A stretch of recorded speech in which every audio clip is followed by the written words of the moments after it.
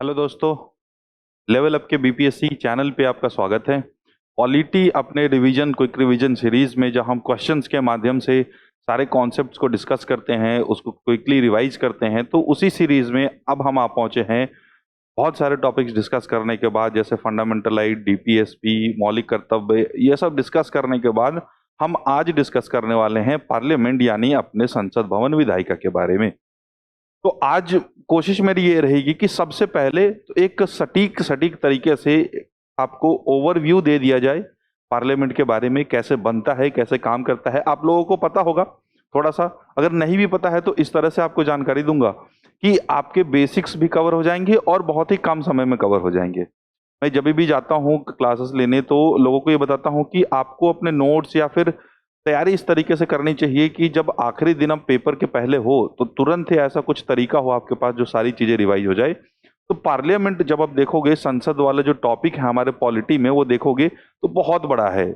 अगर आप किताबें भी पढ़ते हो, जैसे आपने लक्ष्मीकांत पढ़ी, तो लक्ष्मीकांत का सबसे बड़ा जो चैप्टर है वो पार्लियामेंट के ऊपर ही दिया गया है। तो उतनी बड़ी चीजों को कम में समाहित करना, ये अपने आप में एक चैलेंज होता है। और आज हम देखेंगे कि कैसे एक ही जगह हमने सारे बिल्स को कवर करके रखा है। चेयरमैन, स्पीकर के बारे में कुछ बेसिक जानकारी है जो एग्जाम पॉइंट ऑफ व्यू से है। बीपीएससी ने बहुत बार 1995 से लेकर अब तक बहुत बार लगातार उन्होंने क्वेश्चन पूछे हैं पार्लियामेंट के ऊपर, तो वैसे भी कुछ क्वेश्चंस को आज हमने इंक्लूड किया है। तो चलिए हम देखते हैं कि पार्लियामेंट जो है हमारा कैसे काम करता है। इसके नोट्स वगैरह जो है आपको पता ही है कहाँ से मिलते हैं। तो टेलीग्राम बीपीएससी का जो चैनल है वहाँ पे आप इसके पीडीएफ को डाउनलोड कर सकते हो। लेक्चर अपलोड होने के बाद पीडीएफ वहाँ आपका लेवल करा दिया जाएगा। अगर आप चाहें कुछ एडिशनल इन्फॉर्मेशन जो आप अपने नोट्स में लिखना चाहते हैं तो इस वीडियो के साथ ही रनिंग नोट्स आप लिख सकते हैं। लेकिन अब जो ये कॉपी है जिसको हम यूज करेंगे, जिस पीडीएफ को हम यूज करेंगे, वो आपको एज इट इज अपने टेलीग्राम चैनल में उपलब्ध रहता है, आप वहां से डाउनलोड कर सकते हो। तो पार्लियामेंट बेसिकली एक हिस्सा है हमारे राज्य का, हमारे देश का। तो पार्लियामेंट या फिर स्टेट की जो राज्य की होती है विधानसभा, इसको हम सम्मिलित रूप से विधायिका यानी लेजिस्लेचर बोलते हैं। तो तीन विंग है, तीन ऑर्गन है हमारे सरकार के, हमारे राज्य के, हमारे देश के। तो एक विधायिका जिसका काम है कानून बनाना, दूसरी कार्यपालिका, कार्यपालिका काम है उन कानूनों को पालन कराना, उसको लागू करना, इंप्लीमेंट कराना। और तीसरी है न्यायपालिका यानी जुडिशरी, जिसका काम होता है कि वैसे कानूनों का इम्प्लीमेंटेशन सही से हो रहा है या नहीं, या कोई भी उस कानून को वायलेट तो नहीं कर रहा, अगर कर रहा तो उसको पनिशमेंट देना। तो ये तीनों जो ऑर्गन है गवर्नमेंट के, जो तीनों ऑर्गन है राज्य के, स्टेट के, गवर्नमेंट हालांकि एग्जीक्यूटिव को बोलते हैं, तो सही मायने में स्टेट यानी जो राज्य है, जो हमारा देश है, उसके तीन भाग हो गए। तो आज हम विधायिका वाली भाग यानी पार्लियामेंट, संसद भवन के बारे में पढ़ने वाले हैं। आपको पता होगा कि जो हमारा देश है वो एक फेडरल स्ट्रक्चर को फॉलो करता है, महासंघिका के प्रणाली को लागू करता है। वहां पे एक यूनियन की सरकार है यानी केंद्र की सरकार है, और दूसरे लेवल पे राज्य की सरकार यानी स्टेट की सरकार है। तो केंद्र में अपनी विधायिका और अपनी कार्यपालिका है। तो केंद्र की विधायिका यानी पार्लियामेंट, संसद भवन, और राज्य की विधायिका यानी कि हमारे विधानसभा, और कुछ राज्यों में विधानमंडल है। जैसे हमारे बिहार वैसे 6 में से एक राज्य है, तो टोटल भारत में 6 राज्य हैं जहां पे 2 सदन होती है विधायिका की। बाकी सारे राज्यों में एकल सदन है, यूनिकैमरलिज्म है। सिर्फ 6 ऐसे स्टेट हैं इंक्लूडिंग बिहार जहां पे बाईकैमरलिज्म, द्विसदनीय व्यवस्था है। तो पहले सदन को क्या बोलते हैं? विधानसभा यानी लेजिस्लेटिव असेंबली, और दूसरे सदन को विधान परिषद यानी कि लेजिस्लेटिव काउंसिल बोलते हैं। तो बिहार, यूपी, महाराष्ट्र, कर्नाटक, आंध्र प्रदेश और तेलंगाना, ये 6 राज्य ऐसे हैं जहां पे बाईकैमरलिज्म यानी द्विसदनीय व्यवस्था है। बाकी सारे राज्यों में एक सदन है, यूनिकैमरलिज्म है, एकल व्यवस्था है। अगर हम केंद्र की बात करें तो केंद्र की विधायिका के भी 2 हाउस हैं, जो कि राज्यसभा और लोकसभा। इंग्लिश में बोले तो काउंसिल ऑफ स्टेट यानी कि राज्यसभा, और हाउस ऑफ पीपल यानी कि लोकसभा। ये 2 सदनीय व्यवस्था, बाईकैमरलिज्म वहां भी है। तो मोटे तौर पे आज हम राज्यसभा और लोकसभा के बारे में, पार्लियामेंट के बारे में पढ़ने वाले हैं। तो आप देखिए हमारे संविधान का पार्ट 5 जो है, पार्ट 5 जो है, भाग 5, वो यूनियन गवर्नमेंट के बारे में बात करता है, यूनियन सेंटर के बारे में बात करता है। तो भाग 5 में ही आपको केंद्र की कार्यपालिका यानी राष्ट्रपति, उपराष्ट्रपति, attorney general, prime minister, council of minister, मंत्रिपरिषद, इन सब की जानकारी है। उसके बाद जो चैप्टर संविधान में लिखा है वो केंद्र की विधायिका के बारे में लिखा है। उसके बाद केंद्र की न्यायपालिका यानी कि सुप्रीम कोर्ट के कुछ पावर्स एंड फंक्शंस दिए हैं। तो भाग 5 ओवरऑल जो है वो किसके बारे में बात करता है? केंद्र के बारे में बात करता है। और उसमें से अनुच्छेद 79 से लेके 122, तो आर्टिकल 79 टू 122 जो है हमारे पार्लियामेंट के बारे में बात करता है। अनुच्छेद 79 संविधान का ये कहता है कि हमारे देश के पार्लियामेंट के, हमारे देश के संसद के 3 भाग हैं और तीनों भाग अपने आप में इंपॉर्टेंट है। तीनों में से एक भी नहीं हो तो हमारे देश का संसद जो है वो अधूरा है।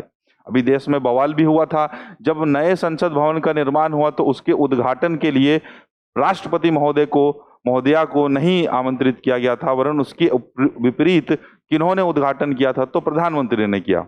तो अपोजिशन पार्टी वालों का यही मानना था कि चूंकि संसद के 3 हिस्सों में से एक राष्ट्रपति स्वयं है, तो नए संसद भवन के बिल्डिंग का उद्घाटन उन्हें ही करना चाहिए था। ये उनकी ऑथोरिटी को कम कर आंकने की कोशिश थी।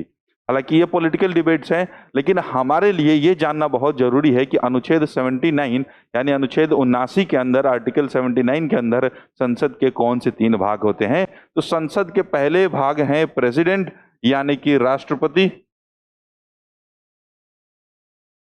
दूसरा हाउस ऑफ पीपल यानी कि लोकसभा, पीपल मतलब लोक और उनका सभा यानी लोकसभा, और काउंसिल ऑफ स्टेट यानी राज्यसभा, राज्यों का संग्रह, जहां पे राज्य अपने रिप्रेजेंटेटिव भेजते हैं तो उसको क्या बोलते हैं? Council of states. तो ये हो गया राज्यों की सभा, जहां पे राज्य अलग अलग अपने रिप्रेजेंटेटिव भेजते हैं, तो राज्यसभा हो गया। ठीक है, अब ये 3 मिलके हमारा संसद भवन बनता है। और इसके बाद हम देखेंगे कि किस सभा में जाने के लिए क्या योग्यता है, लोकसभा की क्या प्रक्रिया है। वहां पे कुछ ऐसे अधिकार हैं जो सिर्फ और सिर्फ लोकसभा को मिले हुए हैं, उसके स्पीकर को मिले हुए हैं। तो पहले समझिए कि इनका गठन कैसे होता है। तो देखिए, लोकसभा हो या राज्यसभा हो, सभा मतलब असेंबली एक ग्रुप ऑफ पीपल होता है, कुछ लोगों का समूह होता है। लोकसभा में भी कुछ लोग बैठे होंगे जिनको हम देश की जनता चुन के भेजती है अपने प्रतिनिधि के रूप में, और राज्यसभा में भी कुछ लोग बैठे होंगे जिनको राज्य जो है अपनी अपनी विधायिका से चुन के कुछ लोगों को भेजते हैं। राइट। तो अब कुछ लोगों को अगर आप बिना रेगुलेशन का, बिना कंट्रोल का छोड़ देंगे तो क्या होता है? भीड़ जो है वो तुरंत बेकाबू हो जाती है। तो इसलिए इस सभा को संचालित करने के लिए दोनों ही सभा में एक एक व्यक्ति को नियुक्त किया जाता है या फिर एक एक व्यक्ति को चुनाव किया जाता है। तो जिस तरह से देखें कि ये जो लोकसभा है, तो लोकसभा में जितने भी सदस्य होंगे, मान लीजिए लोकसभा के सारे सदस्य आ गए, तो सबसे सामने आप देखते होंगे, आपने कभी प्रक्रिया देखी होगी, तो एक ऊंचा स्थान होता है और उस पे एक पर्सन बैठे होते हैं जो सभापति बोलते हैं उनको, या फिर आप लोकसभा के स्पीकर बोल सकते हैं। क्या बोल सकते हैं? लोकसभा में कौन हो गए? स्पीकर। ठीक है, तो लोकसभा के स्पीकर हो गए। अब स्पीकर के नीचे, यानी अगर मान लीजिए कि मैं स्पीकर हूं और आप सब लोकसभा के सदस्य हैं, तो मेरे दाहिने तरफ, मेरे से नीचे, चूंकि मेरा सिंहासन सबसे ऊपर रहेगा, तो आप देखते होंगे स्पीकर महोदय का जो चेयर होता है वो सबसे ऊपर होता है, और उनके नीचे दाहिने तरफ यानी इस तरफ जो है वो सरकार वाले लोग बैठते हैं, यानी गवर्नमेंट वाले लोग बैठते हैं, और उनकी बाईं तरफ जो सीटें हैं वो किसको दी गई हैं? जो विपक्षी पार्टियां होती हैं उनको दी गई होती है। ठीक है, तो ये एक अरेंजमेंट है जो परंपरागत तरीके से हमारे यहाँ चला आ रहा है। तो फ्रांस से हमने ऐसा कुछ व्यवस्था, लगभग पूरी देशों में ये प्रचलित हो गई, क्योंकि जब फ्रांस की पहली बार डेमोक्रेसी बनने की बात आई तो वहां भी राज्य था, मोनार्की थी। तो जो लोग मोनार्की को अपोज कर रहे थे, अपोजिशन वाले थे, वो लेफ्ट में बैठने लगे, और जो लोग चाहते थे कि नहीं मोनार्की ही रहे, कंजर्वेटिव जो थे, परंपरागत तरीके से चलाना चाहते थे, वो नहीं चाहते थे कि राजा रजवाड़ा खत्म होकर डेमोक्रेसी आए, तो वो लोग राइट में बैठने लगे, तो राइट विंग वाले हो गए। ठीक है, हालांकि इसमें और समय अनुसार और समय के साथ थोड़े बहुत परिवर्तन हुए हैं, कई कॉन्सेप्ट को एक जगह मिला के खिचड़ी बना दिया गया है, लेकिन व्यवस्था हमारे लोकसभा की ऐसे ही है। ऐसी ही व्यवस्था आप राज्यसभा में देखते हैं। तो राज्यसभा में भी एक चेयरमैन होते हैं। तो जो लोकसभा के अध्यक्ष प्रेजाइडिंग ऑफिसर होते हैं। अब इन सदस्यों को प्रेजाइड करने के लिए जो अफसर लोकसभा में है उसे हम क्या बोलते हैं? स्पीकर। और राज्यसभा में जो सदस्यों को, चाहे वो सरकार के पक्ष वाले हों या विपक्ष वाले पार्टी के हों, उनको प्रेजाइड करने के लिए जो अफसर होता है उसको क्या बोलते हैं हम? चेयरमैन यानी सभापति। अब देखिए, चेयरमैन जो होता है राज्यसभा का वो और कोई नहीं होता है, देश का उपराष्ट्रपति ही होता है। तो राष्ट्रपति तो अपना कार्यभार काम करते रहते हैं, अपनी नियुक्ति के बाद राष्ट्रपति ने अपना कार्यभार संभाल लिया। तो एक पद है, हमारे संविधान ने विचार किया है कि उपराष्ट्रपति भी होगा, कि यदा कभी प्रेसिडेंट की अकाल मृत्यु हो जाए या फिर उन्होंने इस्तीफा दे दिया या फिर वो किसी कारणवश अपने ऑफिस नहीं आ पा रहे हैं, तो राष्ट्रपति की कुर्सी एक क्षण के लिए भी खाली नहीं रहनी चाहिए। तो उस समय कोई ऐसा व्यक्ति हो जो तुरंत ही राष्ट्रपति का पदभार ग्रहण कर ले, इसलिए उन्होंने एक उपराष्ट्रपति का भी चयन करने का प्रावधान रखा संविधान में। अब देखिए कि ऐसा जो समय है कि राष्ट्रपति की अचानक मृत्यु हो जाए और या उन्होंने इस्तीफा दे दिया, ये यदा कदा कभी होता है, कभी कभी होता है, बहुत बिरले ही ऐसे चीजें पाई जाती है कि राष्ट्रपति की अचानक से मृत्यु हो गई या फिर उन्होंने इस्तीफा दे दिया। तो बाकी टाइम अगर ऐसी सिचुएशन उत्पन्न नहीं होती है तो जो वाइस प्रेसिडेंट है वो क्या करेंगे? तो इस वजह से उनको एक एडिशनल टास्क दे दिया गया, और वो एडिशनल टास्क क्या है कि जो वाइस प्रेसिडेंट है वही व्यक्ति क्या करेगा? राज्यसभा का चेयरमैन बन जाएगा। तो राज्यसभा का चेयरमैन कौन होता है?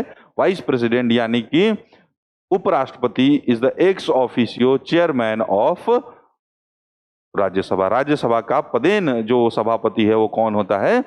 Vice president. ठीक है, तो ये मूल बातें हैं। इसके अलावा और भी चीजें हमें डिस्कस करनी है, तो बढ़ते हैं। अब देखो, इसको आपको पीडीएफ जब डाउनलोड करेंगे तो मैंने तो यहाँ इंग्लिश वाले फॉर्मेट में आपको लिख के बताया है, लेकिन इसका हिंदी अनुवाद आपको इस पीडीएफ में मिलेगा, तो चिंता करने की जरूरत नहीं है जो भी हम करेंगे। ठीक है, जब हमारा संविधान बनाया गया 1950 में, तभी अनुच्छेद 79 ये कहता है कि हमारे देश में जो संसद होगी उसके 3 भाग होंगे, राष्ट्रपति, काउंसिल ऑफ स्टेट और हाउस ऑफ पीपल।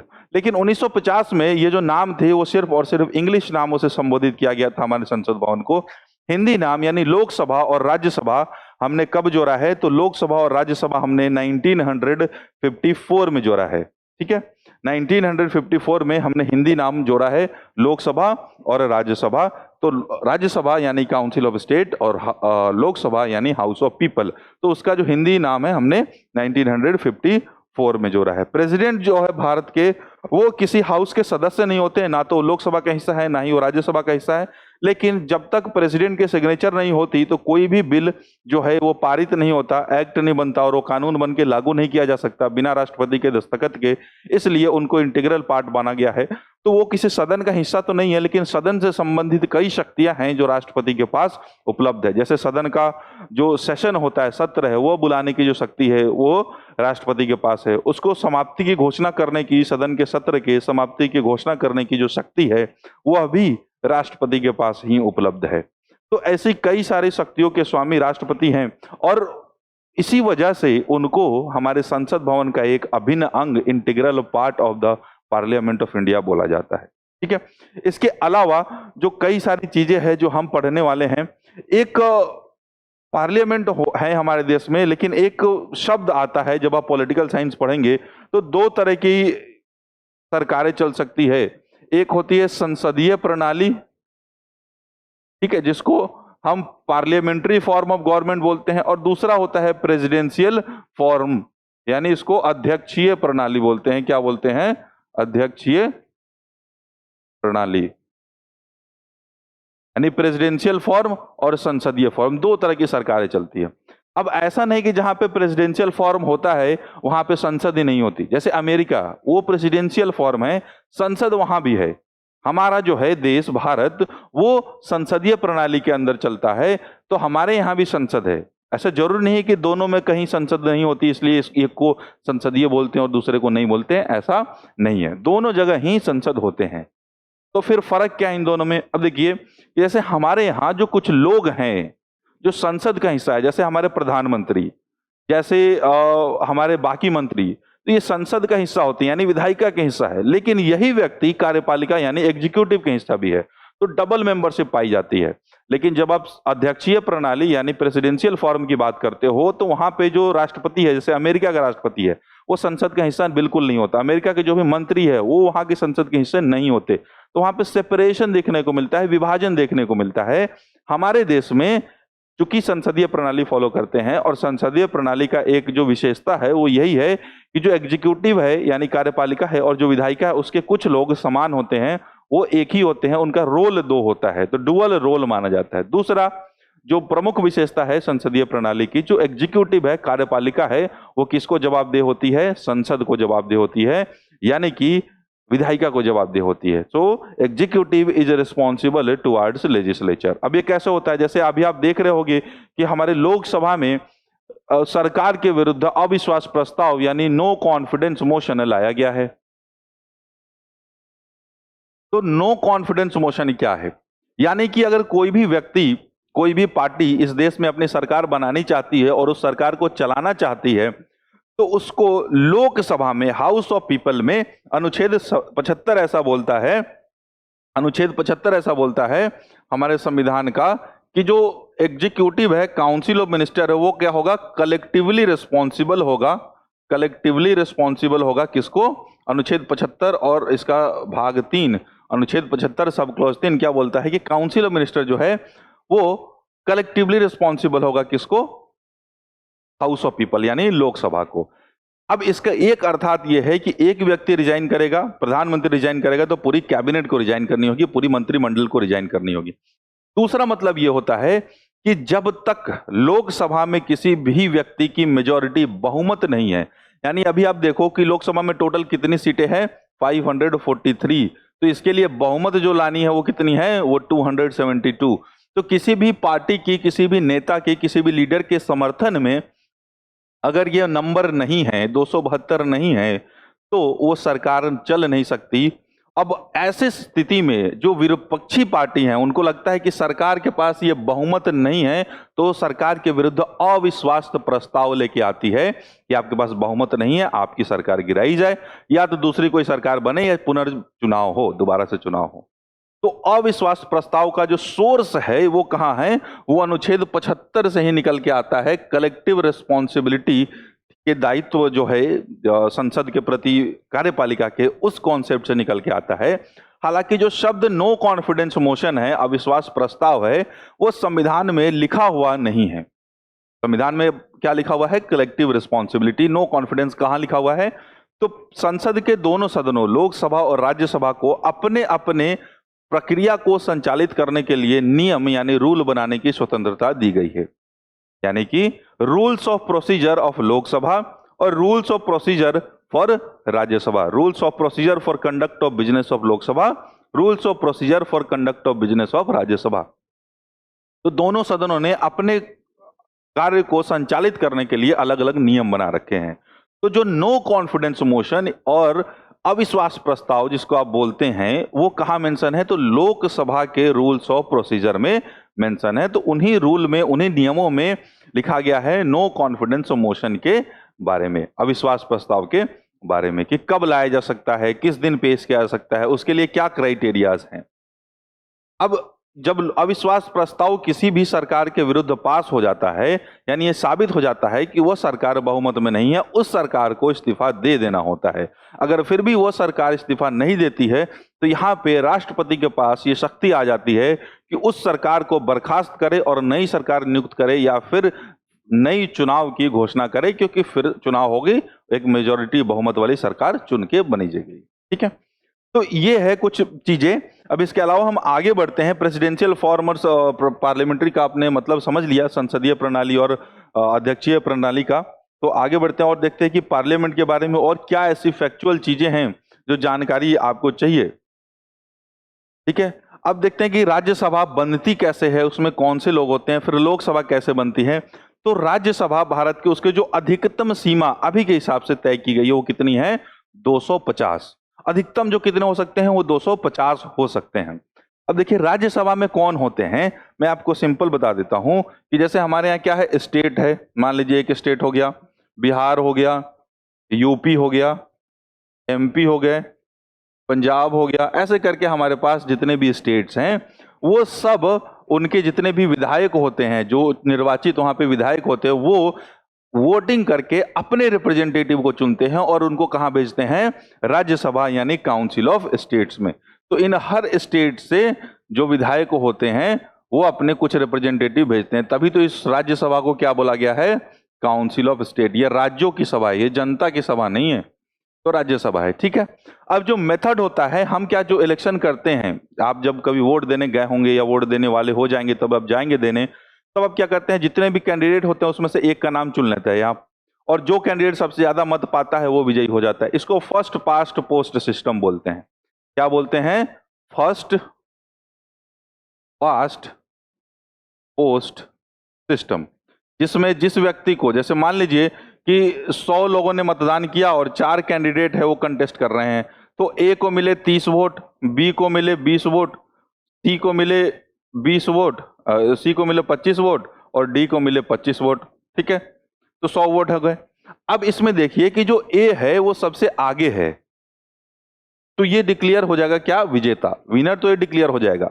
लेकिन क्या इसको 100 में से बहुमत प्राप्त है? नहीं प्राप्त है, क्योंकि 30 लोगों ने इसके समर्थन में वोट किया है, लेकिन बाकी 70 लोगों ने तो इसको विपक्ष में वोट डाला है, तो ये पूर्ण बहुमत नहीं कमांड कर रहा है।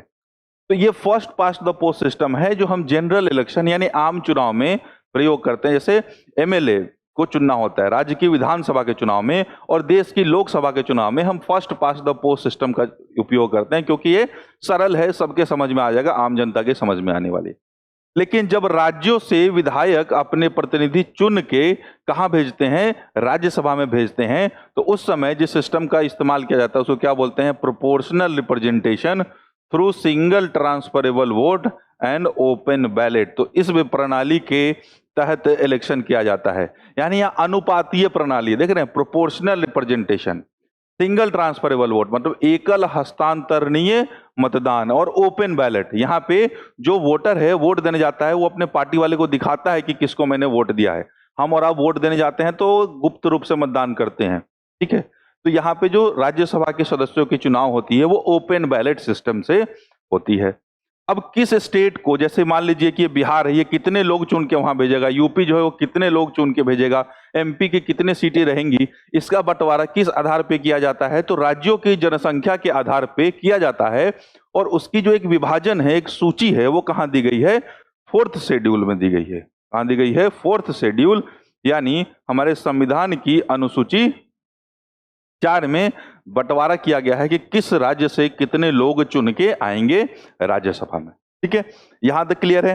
तो आपने देखा कि जो मैक्सिमम है वो कितने हो सकते हैं? 250 हो सकते हैं, लेकिन करंट, क्योंकि 5 जो है वो अभी रिक्त रहते हैं, उसके लिए मतदान या चुनाव नहीं होते हैं, तो फंक्शनल कितने मैक्सिमम स्ट्रेंथ है? वो 245 है। अधिकतम कितने जा सकते हैं? 250 तक जा सकते हैं। लेकिन अभी के व्यवस्था के अनुसार, जो आज हम 2023 की बात कर रहे हैं, तो अधिकतम कितने लोग चुन के आते हैं? 245 लोग चुन के आते हैं। अब इन 245 में से 229 जो हैं वो कहां से आते हैं? राज्य अपने अपने रिप्रेजेंटेटिव चुन के भेजते हैं।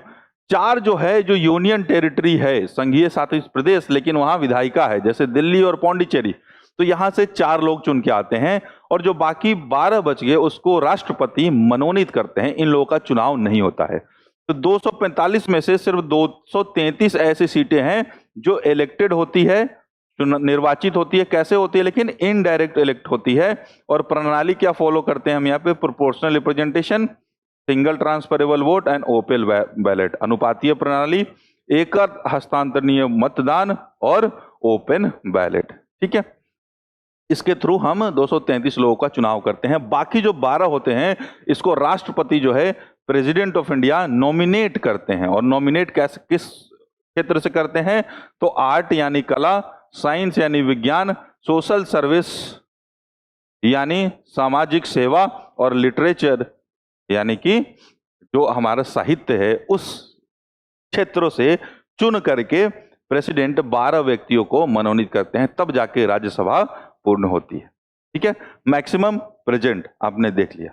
ठीक, अब चलते हैं, यही जो सिस्टम है, लोकसभा की क्या कॉम्पोजिशन है, लोकसभा की क्या संरचना है, वो देख लेते हैं एक बार। तो लोकसभा के जो अधिकतम सीट है वो कितनी हो सकती है? वो 552 हो सकती है। लोकसभा की अधिकतम सीट 552 हो सकती है, मैक्सिमम जो है वो 552 हो सकती है। लेकिन अभी कितने लोग उसमें होते हैं? तो अभी 543 होते हैं, 543 होते हैं। अब देखिए, जो मैक्सिमम है उसमें 530 स्टेट से चुन के आएंगे। जो हम जनता लोग अलग अलग राज्य में रहते हैं, तो अलग अलग राज्यों को कॉन्स्टिट्यूएंसी में बांट दिया गया है, वो प्रक्रिया में समझा दूंगा। तो 530 सीटें स्टेट्स को दी गई हैं। जो हमारे देश में यूनियन टेरिटरीज है उनको 20 सीटें दी गई हैं। तो 530 और 20 कितने हुए? 550। 2 सीटें एंग्लो इंडियंस के लिए नॉमिनेटेड होती थी, यह प्रावधान अब खत्म कर दिया गया है। तो इलेक्टेड नहीं होते थे, नॉमिनेटेड होते थे। तो यह प्रावधान अब खत्म कर दिया गया है। अभी संशोधन हुआ था 2019 में, उस समय यह प्रावधान खत्म कर दिया गया। एंग्लो इंडियंस वाली सीट को लोकसभा से खत्म कर दिया गया है। ठीक है, अब ये 106वें अमेंडमेंट बिल के थ्रू 2019 में एंग्लो इंडियंस को हमने खत्म कर दिया है। तो लेकिन अभी जो प्रेजेंट स्ट्रेंथ है वो कितनी है? 543 है। पहले 545 हुआ करती थी, जिसमें से 2 हमने कम कर दिया एंग्लो इंडियंस वाला, तो 543 है। अब उसके बेसिस पे बहुमत का निर्धारण कितना हो गया है? मैंने आपको भी बताया 272। मैक्सिमम कितना जा सकता है? वो 550 52 तक जा सकता था, लेकिन अब 550 तक जा सकता है, क्योंकि एंग्लो इंडियंस वाली हमने हटा दी है। 550 में से 530 राज्यों को दी गई हैं और 20 संघीय शासित क्षेत्र यानी यूनियन टेरिटरीज को दी गई है। ठीक है, अब देखिए कि पूरे देश में जो संसद भवन है, लोकसभा के लिए जो हमने निर्धारण किया वो कितने सीटों का किया है? वो 550 सीटों का किया है, या फिर अभी के हिसाब से मान के चले तो 543 सीटों का किया है।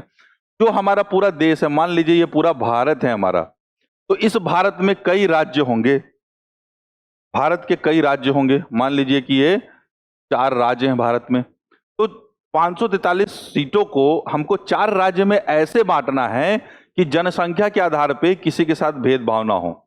जैसे कि मान लीजिए हमने फिक्स कर दिया कि हर 10 लाख के ऊपर हम 1 सीट देंगे, 10 लाख पॉपुलेशन होगी तो 1 सीट देंगे। तो अगर इसकी पॉपुलेशन 1 करोड़ है, ठीक है, तो यहां पे 10 सीटें दे देंगे ये ए स्टेट को। अगर इसकी पॉपुलेशन अगर 20 करोड़ है तो इसको 200 सीटें दे देंगे। ऐसे करके एक अनुपात निर्धारण किया जाता है जनसंख्या का, उसके आधार पर हर राज्यों को सीट बंटवारा किया जाता है। और यह कार्य करने का काम कौन करती है? तो इसके लिए डिलिमिटेशन कमीशन बैठता है। एक कमीशन बनती है, डिलिमिटेशन कमीशन उसको बोलते हैं, डिलिमिटेशन कमीशन, जो इसका बंटवारा करती है कि किस स्टेट को कितनी सीटें मिलेंगी लोकसभा में। ठीक है, और जो राज्यसभा में किस स्टेट को कितनी सीटें मिलेंगी वो तो अनुसूची 4 में स्वयं लिखा हुआ है, तो उसके लिए बंटवारा करने की जरूरत पड़ती नहीं है। अब राज्यों का जो विभाजन है अपने अपने कॉन्स्टिट्यूएंसीज में, क्षेत्रों में, यह काम कौन करता है? Delimitation commission. संविधान में यह स्पष्ट रूप से लिखा हुआ था कि हर साल जब जनसंख्या की जनगणना हो जाएगी तो हर सेंसस, हर जनगणना के बाद राज्यों का बंटवारा दोबारा से किया जाएगा। तो हमारा देश मान लीजिए 1950 में संविधान बना, ठीक है। अब 1950 के बाद जनसंख्या कब हुई? 1951 में। तो 1951 के जनगणना के बाद 1952 में डिलिमिटेशन यानी राज्यों का विभाजन करना था जनसंख्या के आधार पर पार्लियामेंट्री कॉन्स्टिट्यूएंसीज में, वो हुआ। फिर 10 साल बाद कब होती? 1961 में जनगणना हुई।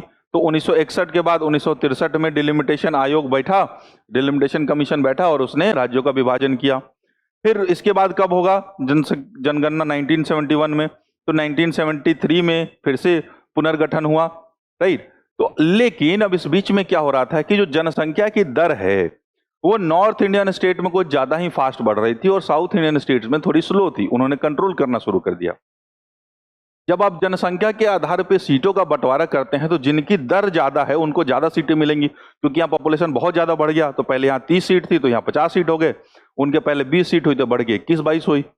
तो साउथ इंडियन स्टेट्स को लगने लगा कि हमारे साथ हो रहा है भेदभाव। इस वजह से 42वें संवैधानिक संशोधन में डिलिमिटेशन को रोक दिया गया। वो प्रोविजन मैं आपको दिखाता हूं। तो 42वें संवैधानिक संशोधन में ये जो डिलिमिटेशन है, राज्यों में जो लोकसभा की सीटों का जो समायोजन था, उसको आवंटन करना था, उसको हमने 1976 में 42वें संशोधन करके रोक दिया। तो 42वां संवैधानिक संशोधन क्या बोलता है कि 2001 तक कोई भी दोबारा से डिलिमिटेशन नहीं होगा। पर्पस उसका ये था, मोटिव ये था कि 2001 तक नॉर्थ इंडियन स्टेट भी पॉपुलेशन कंट्रोल कर लेंगे, south Indian state already population control कर रहे हैं, तो दोनों बराबरी पे आ जाएंगे, तो फिर से हम पुनर्गठन करेंगे कॉन्स्टिट्यूएंसीज का। लेकिन ये हालात 2001 में भी नहीं सुधरे। तो 1976 में क्या कहानी बताई गई कि 2000 तक कोई भी पुनर्गठन नहीं होगा, और 1971 के आधार पे जो जनगणना के आधार पे जो बंटवारा हो गया था कॉन्स्टिट्यूएंसी का, वही बंटवारा चालू रहेगा। फिर से जब 2001 की बारी आई तो देखा गया कि भाई मामला अभी भी नहीं शांत हुआ है, तो 84th अमेंडमेंट एक्ट के थ्रू इस बैन को 25 साल के लिए और बढ़ा दिया गया, 2026 तक बैन कर दिया गया।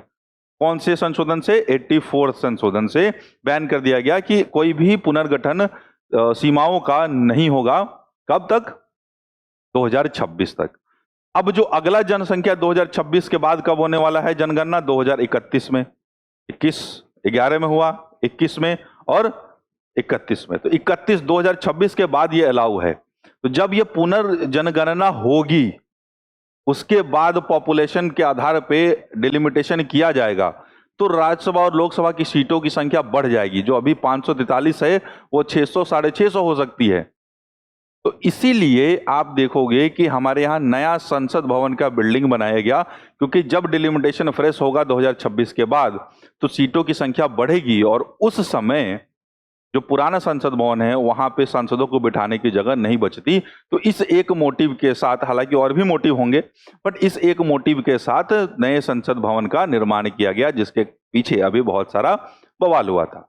ठीक है, तो ये 3 संशोधन आपको यहां ध्यान रखने हैं। 42वें से रोक दिया गया 2001 तक, लेकिन 84th अमेंडमेंट एक्ट से उस रोक को 2026 तक बढ़ा दिया गया। हालांकि बीच में थोड़ी सी रियायत दी गई कि यह बोला गया कि राज्य जो है अंदरूनी तौर पे, अगर मान लीजिए बिहार को 40 सीटें मिली है, यूपी को 80 सीटें मिली है, तो इस लिमिट को कम ज्यादा नहीं करते हुए अंदरूनी तौर पे, जैसे बिहार में शिवहर और मोतिहारी 2 जिले हो गए, तो इसमें आपस में बंटवारा करना है, क्योंकि शिवहर का पॉपुलेशन कम है, मोतिहारी का ज्यादा हो गया, तो यहाँ पे शिवहर और मोतिहारी के बीच में आपसी बंटवारा हो सकता है, डिलिमिटेशन हो सकता है। कुछ मोतिहारी की जनसंख्या को शिवहर के साथ जोड़ दिया गया, तो ये चीजें संभव है। लेकिन राज्य को जो टोटल ओवरऑल 40 सीट मिले हैं वो उतना 40 का 40 ही रहना चाहिए। तो ऐसा प्रावधान कब जोड़ दिया गया? 87th अमेंडमेंट एक्ट में। तो जो आप सीटों के बंटवारे के बारे में है वो आप देखिए, डिलिमिटेशन कमीशन करती है, इस पे रोक लगी हुई है फिलहाल 2026 तक। हालांकि राज्यों के आंतरिक बंटवारे का जो रोक है वो हटा दिया गया है। 2001 के सेंसस के डेटा पे ये काम किया जा सकता है।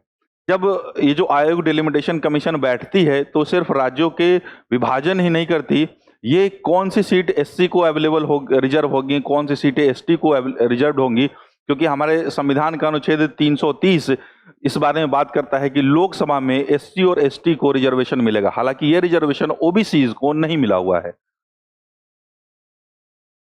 तो कौन सी सीटें रिजर्व होंगी, कौन सी सीटें रिजर्व नहीं होंगी, इसका भी निर्णय डिलिमिटेशन आयोग ही करता है। ठीक है, तो ये तो हो गया कि कैसे राज्यसभा कंपोज होती है, उसकी संरचना क्या है, कितने लोग होते हैं। लोकसभा की संरचना क्या है ये हमने देख ली। अब इन दोनों को संचालित करने के लिए एक स्पीकर होते हैं लोकसभा में और चेयरमैन होते हैं कहां पे? राज्यसभा में। स्पीकर जब कभी ना हो तो उसको असिस्ट करने के लिए, उस जगह को भरने के लिए डिप्टी स्पीकर होते हैं, और जब चेयरमैन ना हो यानी उपराष्ट्रपति उपलब्ध ना हो तो उनको भी उस जगह को, रिक्ति को भरने के लिए डिप्टी चेयरमैन भी होती है। कहां पे? राज्यसभा में। तो बेसिक जानकारी है। अब थोड़ा हम देख लेते हैं कि कैसे टेन्योर है, एक जब व्यक्ति राज्यसभा का मेंबर बनता है तो कितने दिन के लिए बनता है। तो राज्यसभा में मान लीजिए 245 लोग हैं।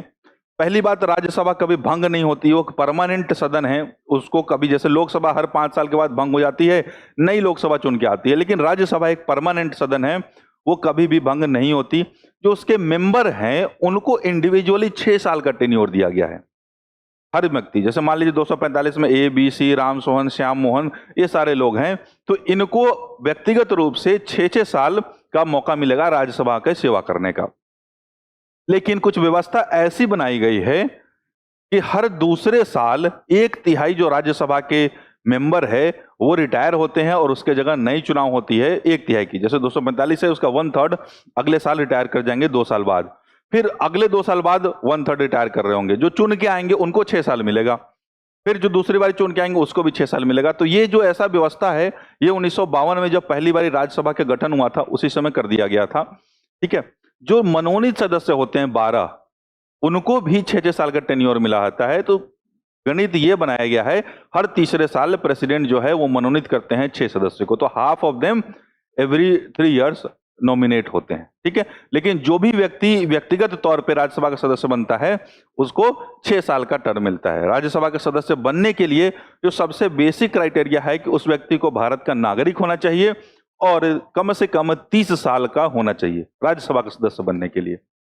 लोकसभा का सदस्य बनने के लिए भारत का नागरिक तो होना ही चाहिए और 25 साल की आयु कम से कम होनी चाहिए। तो लोकसभा का चुनाव लड़ने के लिए 25 साल और राज्यसभा का सदस्य बनने के लिए जो योग्यता है, पात्रता है, वो 30 साल की निर्धारित की है हमारे संविधान ने। इसके अलावा कई सारे क्वालिफिकेशन हैं जो मैं आपको बता दूंगा कितने हैं। लोकसभा का टेन्योर 5 साल के लिए होता है। 5 साल से पहले भी चुनाव कराए जा सकते हैं, ऐसी कोई बड़ी बात नहीं है। हालांकि इमरजेंसी के टाइम पे 5 साल से 1 साल बढ़ा के 6 साल भी किया जा सकता है, फिर 1 साल और बढ़ाया जा सकता है। एक साल करके जब तक इमरजेंसी चलेगी तब तक बढ़ाया जा सकता है लोकसभा का टेन्योर। सामान्यतः 5 साल होगा, लेकिन इमरजेंसी जब राष्ट्र में आपातकाल लगे हैं तो 1-1 साल करके उसको बढ़ाया जा सकता है। लेकिन एक क्लॉज यहाँ पे यह है कि जिस दिन इमरजेंसी खत्म हुई उसके 6 महीने के अंदर चुनाव कराना ही पड़ जाएगा लोकसभा का। जब इमरजेंसी खत्म हो गई है उसके बाद लोकसभा का टेन्योर नहीं एक्सटेंड किया जा सकता। इमरजेंसी जब चल रही है तो 1-1 साल करके बढ़ाया जा सकता है, तो 5 साल से ज्यादा। जैसे हमारे यहाँ 1975 में इमरजेंसी लगी तो 71 में जो चुनाव हुए तो उसके बाद डायरेक्ट जो चुनाव हुआ वो 78 में हुआ, तो 5 साल के बजाय 7 साल हमारी लोकसभा चली थी। तो कभी कभी बढ़ाना भी संभव है और कभी कभी 5 साल से पहले उसको भंग करके चुनाव भी कराया जा सकता है। जैसे वाजपेयी जी की सरकार थी, उन्होंने 5-6 महीना पहले ही चुनाव करा लिया, 5 साल पूरे भी नहीं हुए थे लोकसभा के, तभी चुनाव हो गए। ठीक है, तो ये है उनकी कितने दिनों के लिए होती है। अब की क्वालिफिकेशन होता है जो मैं बता रहा था आपको कि लोकसभा सदस्य बनने के लिए क्या पात्रता है, राज्यसभा सदस्य बनने के लिए क्या पात्रता है। तो पहले तो सिटीजन होना चाहिए, भारत के नागरिक होने चाहिए, 30 साल से कम नहीं होने चाहिए अगर उनको राज्यसभा के सदस्य बनना है, और 25 साल से कम नहीं होने चाहिए अगर उनको लोकसभा का सदस्य बनना है। इसके अलावा कई और विशेषताएं हैं जो बताई गई हैं। ऑफिस ऑफ प्रॉफिट पे जो कोई है, लाभ के पद, सरकार के अंदर कोई नौकरी कर रहे हैं, कोई लाभ का पद है उनको, अगर वो होल्ड करते हैं तो वो इलेक्शन नहीं कंटेस्ट कर सकते। अनसाउंड माइंड यानी दिमागी रूप से संतुलित होने चाहिए, असंतुलित लोगों को इलेक्शन कंटेस्ट करने की छूट नहीं दी गई है। अनडिस्चार्ज इंसॉल्वेंट नहीं होने चाहिए। अनडिस्चार्ज इंसॉल्वेंट मतलब वैसा व्यक्ति जो दिवालिया घोषित हो गया है, अपनी कर्ज, इतने ज्यादा कर्ज उसने ले लिया कि जिसको चुकाने के लिए उसके पास कोई साधन ही नहीं बचे हैं और कोर्ट ने यह घोषित कर दिया है, तो उस व्यक्ति को चुनाव कंटेस्ट करने की आजादी नहीं है, वो चुनाव कंटेस्ट नहीं कर सकता, वो लोकसभा या राज्यसभा का सदस्य नहीं बन सकता। इसके अलावा ऐसा व्यक्ति जो भारत के अलावा किसी और कंट्री की नागरिकता ले चुका है, तो चूंकि भारत में एकल नागरिकता का सिद्धांत है, उसकी भारतीय नागरिकता स्वतः समाप्त हो जाती है, तो इसके हिसाब से वो योग्य नहीं होगा। तो ये संवैधानिक है। और रिप्रेजेंटेशन ऑफ पीपल एक्ट एक और कानून है जिसमें अलग योग्यताएं दी गई है कि किसी व्यक्ति को सजा हो गई 2 साल से ज्यादा, वो फिर चुनाव नहीं लड़ सकता आने वाले 6 साल तक। उसके बाद किसी ने इलेक्शन के समय कुछ करप्ट प्रैक्टिसेस किए हैं या इलेक्शन से रिलेटेड कुछ अपराध के मामले में उसको सजा हो गई, जैसे इलेक्शन चुनाव हो रहा था और चुनाव जीतने के लिए वो दारू की सप्लाई कर रहा था, तो ऐसे ऑफेंसेस में वो दोषी पाया गया है। अपने इलेक्शन से रिलेटेड जो खाता है कि हमने इतना खर्च किया, वो इलेक्शन कमीशन के सामने फाइल नहीं करता है, अपने खर्च को छुपाता है, तो वैसे समय में भी वो अयोग्य घोषित हो जाता है।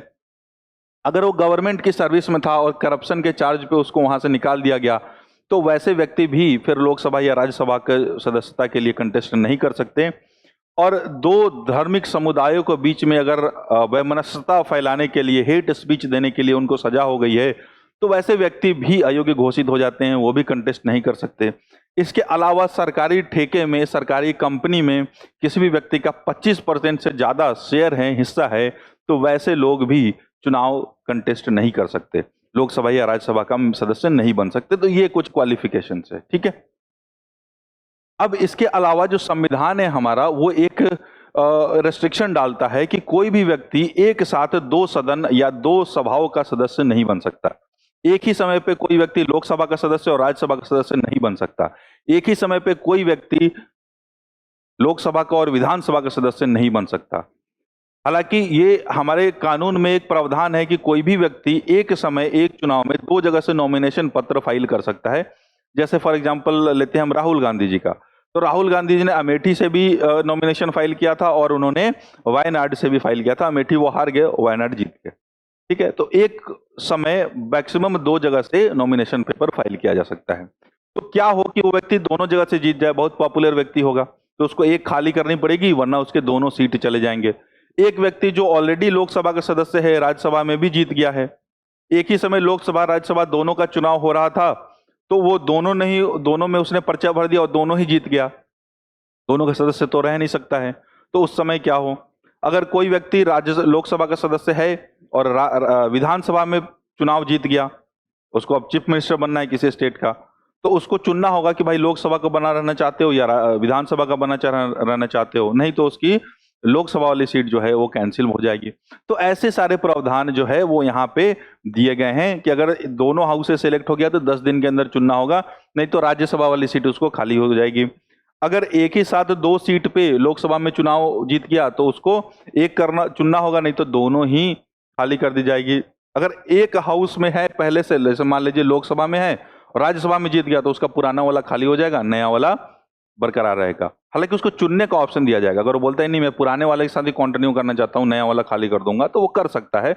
अगर वो ऐसा नहीं करता है तो उसको पुराना वाला जो पहले से जहां का सदस्य था, क्योंकि अब उसमें कम ही टेन्योर बचे हैं, वो वाला खाली हो जाएगा। तो ये प्रावधान उससे रिलेटेड है। ठीक है, अब ये बहुत इंपॉर्टेंट है, जिस टेबल के बारे में मैं बात कर रहा था कि एक ही जगह पे आप सारे बिल्स के बारे में मैं आपको बता दूंगा। तो कई तरह के बिल होते हैं, साधारण विधेयक होते हैं, राज्यों के पुनर्गठन के लिए विधेयक होते हैं, संवैधानिक संशोधन के लिए बिल लाए जाते हैं हमारे संविधान में, और सबकी अलग अलग प्रक्रियाएं लिखी हैं। तो अगर आप उसका नोट्स बनाते हो तो आपके 5-6 पन्ने का नोट्स बन सकता है उसके लिए, और उसको समराइज करके यहाँ एक टेबल में डाला गया है। तो आप देखिए कई तरह के बिल्स होते हैं, उसमें क्या क्या रिक्वायरमेंट है ये हम देख लेते हैं फटाक से। तो कई बिल होते हैं, जैसे मनी बिल होते हैं, वित्तीय बिल होते हैं, फाइनेंशियल बिल। फाइनेंशियल बिल के दो कैटेगरी होते हैं, 1 और 2। संवैधानिक संशोधन बिल है, ये सामान्य बिल है, और आर्टिकल 3 के अंदर राज्यों का जो पुनर्गठन करने के लिए बिल होता है वो है। किसमें क्या रिक्वायरमेंट होती है, एक बार उसके ऊपर चर्चा करना है, फिर उसके बाद हम लोग क्वेश्चन डिस्कस करेंगे।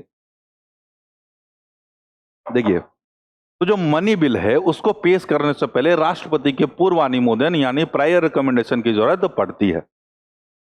तो money bill prior recommendation of president की जरूरत पड़ती है।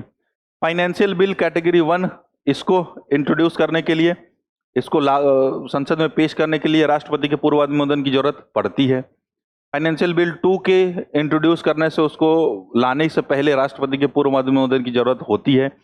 संवैधानिक बिल के लिए नहीं जरूरत पड़ती है, कोई भी सामान्य बिल के लिए जरूरत नहीं होती है। लेकिन स्टेट का डिवीजन करना, जैसे बिहार से झारखंड को अलग करना है, तो वो संसद भवन में एक कानून के थ्रू होगा। तो वैसे बिल को लाने के लिए जो अनुच्छेद 3 के अंदर आता है, राष्ट्रपति के पूर्वानुमोदन की जरूरत पड़ती है। ठीक है, फिर दूसरा पॉइंट क्या बोलता है कि कहां लाया जा सकता है। जैसे मनी बिल है, धन विधेयक है, तो मनी बिल को सिर्फ और सिर्फ लोकसभा में ही पेश किया जा सकता है पहली बार, उसके बाद वो राज्यसभा में चला जाएगा। लेकिन पहली बार कहां इंट्रोड्यूस कहां किया जा सकता है, तो वो लोकसभा में किया जा सकता है, राज्यसभा में नहीं किया जा सकता।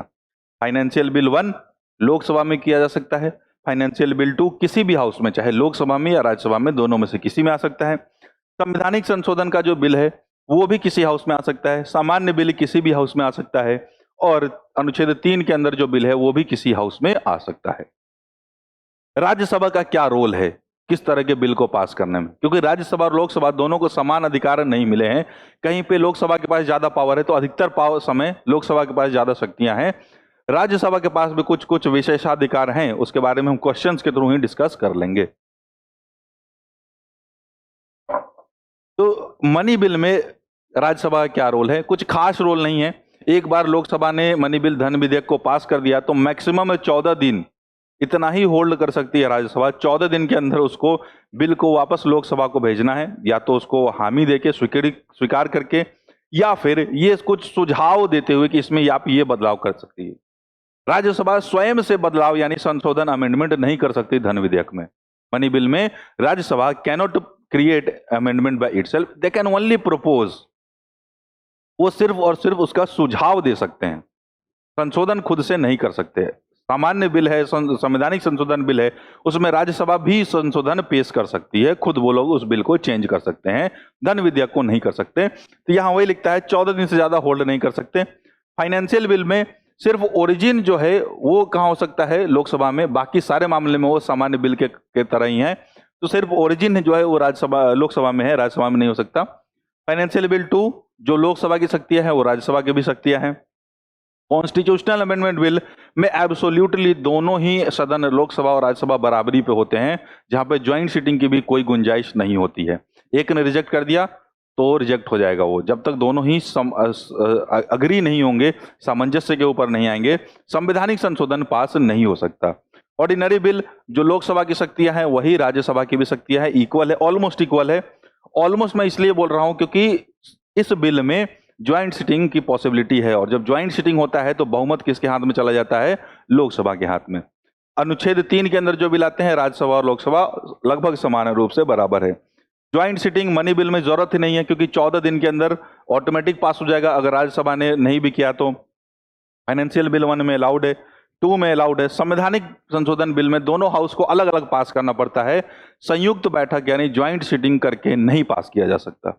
ऑर्डिनरी बिल में ज्वाइंट सिटिंग अलाउड है, और अनुच्छेद 3 के अंदर जो बिल आता है उसके अंदर भी अलाउड है।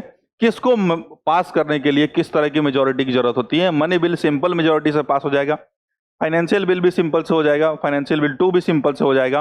कॉन्स्टिट्यूशनल अमेंडमेंट बिल जो पास किया जाता है उसके लिए स्पेशल यानी विशेष बहुमत की जरूरत होती है, और वो विशेष बहुमत कहां लिखा हुआ है? अनुच्छेद 368 में लिखा हुआ है। 2/3 बहुमत वैसे लोगों की जो प्रेजेंट है और वोटिंग कर रहे हैं, तो 2/3 of the present and voting. But वो जो संख्या है वो एब्सोल्यूट मेजोरिटी यानी उस सदन के कुल बहुमत से ज्यादा होनी चाहिए। जैसे टोटल 500 लोग हैं उस सदन में, तो 250 तो होने ही चाहिए कम से कम। उसके बाद यह सुनिश्चित किया जाएगा कि जितने लोग आए हैं उसके 2/3 समर्थन में है। ठीक है, तो ऐसी जो मेजोरिटी है वो कहां मेंशन की गई? 368 अनुच्छेद में। तो यहां पे विशेष बहुमत कॉन्स्टिट्यूशनल अमेंडमेंट बिल के लिए चाहिए, बाकी सब के लिए सिंपल चाहिए। ठीक है, तो इतने सारे प्रावधान है जो अलग अलग अनुच्छेदों में लिखे गए हैं, जिसको हमने यहां पे समराइज कर लिया है। तो आपको एक मोटे तौर पे जानकारी मिल गई है कि संसद किस तरह से काम करती है, क्या चीजें होती हैं, और जो बाकी अदर डिटेल्स है उसको हम क्वेश्चंस के थ्रू टारगेट करने की कोशिश करते हैं। ठीक है, तो अब हम कुछ 40 से 45 क्वेश्चंस आज हम डिस्कस करेंगे संसद के ऊपर, और जो राज्यों के बारे में है कुछ 20-25 क्वेश्चन के थ्रू मैं रिवाइज कराऊंगा, तो वो अगले लेक्चर में जो राज्य की विधायिका है उसके ऊपर डिस्कस करेंगे। आज का जो हमारा क्वेश्चन प्रैक्टिस है वो सिर्फ और सिर्फ संसद यानी केंद्र की विधायिका के ऊपर बेस्ड है। देखिए, पहला सवाल क्या है कि संसद सदस्य के लिए न्यूनतम आयु क्या है? संसद सदस्य मतलब लोकसभा और राज्यसभा दोनों के हो जाते हैं। तो हालांकि ये क्वेश्चन बीपीएससी ने पूछा है 62वीं, 63वीं, 45वीं, लेकिन इस क्वेश्चन में जो थोड़ा सा चेंज ये करना चाहिए था, उनको बताना चाहिए था कि लोकसभा के बारे में पूछ रहे हैं या राज्यसभा के बारे में पूछ रहे हैं। लोकसभा के लिए अलग है, राज्यसभा के लिए अलग है। जब संसद की बात करते हैं तो दोनों का सम्मिलित हो जाता है। तो संसद का जो सम्मिलित है रूप है, उसमें भी जो मिनिमम है, न्यूनतम है, वो कितना है? वो 25 साल ही है। तो कम से कम 25 साल का होगा तो संसद सदस्य बन सकता है, भले लोकसभा का बन सकता है। राज्यसभा बनने के लिए 30 साल की जरूरत है। तो यहां पे जो करेक्ट आंसर आ जाएगा वो आ जाएगा अपना सी आ जाएगा, क्योंकि जो कम से कम उम्र आयु में बन सकता है संसद का सदस्य वो 25 साल का व्यक्ति बन सकता है लोकसभा का। अब लोकसभा का सदस्य भी संसद का सदस्य और राज्यसभा का सदस्य भी सांसद ही है, दोनों ही सांसद कहलाते हैं, एमपी दोनों ही कहलाते हैं। तो इस क्वेश्चन पे थोड़ा सा और इसको रिफाइन करने की कोशिश थी आयोग को, लेकिन चूंकि उनका पूछा हुआ सवाल है तो हम इसके साथ कोई छेड़छाड़ नहीं करेंगे, और इसका जो उपयुक्त आंसर होगा वो क्या होगा? सी होगा, 25। ठीक है, लोकसभा चुनाव के लिए नामांकन पत्र दाखिल कौन कर सकता है, किस व्यक्ति के द्वारा किया जा सकता है? For election to the Lok Sabha nomination paper can be filed by whom? Anyone residing in India, a resident of constituency from which the election is to be contested, any citizen of India whose name appears in the electoral roll of the constituency, any citizen of India। तो क्या कोई भी व्यक्ति जो भारत में रह रहा है, भले नागरिक हो या ना हो, क्या वो फाइल कर सकता है? हमने अभी क्वालिफिकेशन पढ़ा, उसको भारत का नागरिक होना पड़ेगा। तो पहला ऑप्शन तो ऐसे ही रूल आउट हो गया कि ये तो नहीं हो रहा। क्या बोलता है? और resident of the constituency from which election is to be contested, मतलब जिस जगह से चुनाव हो रहा है वहीं रहने वाला व्यक्ति। तो अभी मैंने बताया कि राहुल गांधी जी ने 2 जगह से कंटेस्ट किया था, तो रह तो कहीं एक ही जगह रहे होंगे। अगर ये नियम होता तो 2 जगह से कोई कंटेस्ट कर ही नहीं सकता था, तो लॉजिक के हिसाब से ये भी ओवर रूल हो ही गया। ठीक है, अब आपके सामने बचता है एनी सिटीजन ऑफ इंडिया, तो ये तो है ही, तो सिटीजन ऑफ इंडिया तो कर तो सकता है, लेकिन उसके साथ एक और क्वालिफिकेशन है। जैसे 5 साल का बच्चा भी भारत का नागरिक हो सकता है, लेकिन क्या वो कर सकता है? नहीं। वैसे लोग जो वोट देने के लिए एलिजिबल नहीं है, वो चुनाव लड़ने के लिए एलिजिबल नहीं हो सकते। तो वैसे लोग जो भारत के नागरिक है और देश के किसी भी एक कॉन्स्टिट्यूएंसी में एज ए वोटर रजिस्टर्ड है, वही चुनाव का नामांकन का पर्चा भर सकते हैं। तो आंसर जो है हमारा यहां पे क्या आएगा? आंसर सी आएगा। आंसर सी, भारत का कोई भी नागरिक जिसका नाम किसी निर्वाचन क्षेत्र की मतदाता सूची में शामिल है। 84वें संवैधानिक संशोधन अधिनियम ने 1971 की जनगणना के आधार पर लोकसभा के मौजूदा सीटों की कुल संख्या को स्थिर कर दिया है। वे वो कितने वर्ष की किस वर्ष तक लागू है, मतलब किस वर्ष तक उसको स्थिर अपरिवर्तित रहेंगे? तो वो आंसर आपका मैंने बताया था 2026। 84 से 2026 है। और जो 42nd था उससे कब तक रोका था? 2001 तक। किस आधार पे? तो 1971 के जनगणना के आधार पे। ठीक है, लोकसभा का चुनाव एक उम्मीदवार अपनी जमानत राशि खो देता है। कब खो देता है? यदि उसे कितना वोट नहीं मिलता है। तो आपको ये प्रावधान में समझा दो कि जो भी व्यक्ति, जैसे मोदी जी वाराणसी से चुनाव लड़ना चाहते हैं, तो जब वो नामांकन पर्चा भरने जाते हैं तो कुछ जमानत राशि उनको 25,000 रुपए जमा करनी पड़ेगी। और ये 25,000 रुपए इसलिए रखा गया है कि कोई भी ऐरा गैरा आदमी आके नामांकन पत्र ना भर दे। जब वो सीरियस हो, कुछ उसके पैसे दाव पे लगे होंगे, तभी वो आके इलेक्शन का पर्चा भरेंगे, नहीं तो कोई भी भर देगा। ठीक है, तो इसको कम करने के लिए, रैंडम नॉमिनेशन को कम करने के लिए एक जमानत राशि सुनिश्चित की गई है। अब ये जमानत राशि उस व्यक्ति को मिल जाएगी, चाहे वो जीते या हारे, इलेक्शन कंटेस्ट होने के बाद, खत्म होने के बाद मिल जाएगी। लेकिन यदि वो व्यक्ति एक फिक्स प्रतिशत से कम वोट लेता है तो उसकी वो जमानत राशि जब्त हो जाती है। इस प्रक्रिया को बोलते हैं जमानत जब्त होना। आप कभी चुनाव में सुनते होंगे कि उसकी जमानत जब्त हो गई, तो जमानत मतलब ये नहीं कि उसको जेल में बंद कर देंगे। जमानत जब्त होना मतलब जमानत राशि जब्त हो गई, उसको वापस नहीं मिलेगी अगर वो एक फिक्स प्रतिशत से कम वोट लेके आता है। तो वो कौन सा प्रतिशत है ये पूछ रहा है। 40वें बीपीएससी 1995 का सवाल है। तो वैध मतों का 1/3, 1/4, वैध मतों का आधा, वैध मतों का 2/3 वोट और उपरोक्त में से एक से अधिक या कोई भी नहीं। तो 1/6 जो लिमिट है वो क्या है? वो है 1/6। अगर जितने भी वोट डाले गए हैं उसका 1/6 से कम उसको मिलता है तो उसकी जमानत राशि जब्त हो जाती है। इसका आंसर होगा नन ऑफ दिस, क्योंकि कोई नहीं है।